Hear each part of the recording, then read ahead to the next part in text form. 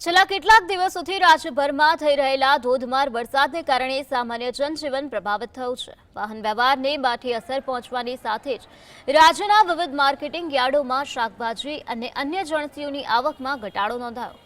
આવક ઓછી થતાં જ માંગ અને પુરવઠાનું સંતુલન બગડ્યું છે, જેના પરિણામે બજારમાં ભાવમાં ભડકો જોવા મળ્યો છે। અમદાવાદ એપીએમસીની વાત કરીએ તો સામાન્ય દિવસોમાં 300 થી 400 વાહનોની આવક હતી, જે ઘટીને 250 થી 300 થઈ છે। આવક ઘટતા ભાવ ઊંચકાયા છે। ખાસ કરીને વેલાવાળા શાકભાજીના ભાવ વધુ વધ્યા છે।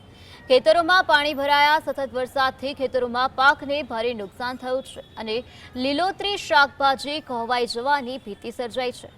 વેપારીઓના મતે જો આગામી 4 થી 5 દિવસમાં વરસાદ વિરામ લેશે અને રસ્તાઓ ખુલ્લા થશે તો આવક પૂર્વવત થઈ શકે છે। જોકે પાકને થયેલા નુકસાનને કારણે ભાવ સામાન્ય થવામાં હજુ પણ સમય લાગી શકે છે। અત્યારે વરસાદી વાતાવરણ છે એટલે લગભગ 30 થી 35% આવકમાં ઘટાડો છે અને સામે 10 થી 15% ભાવમાં વધારો જોવા મળે છે।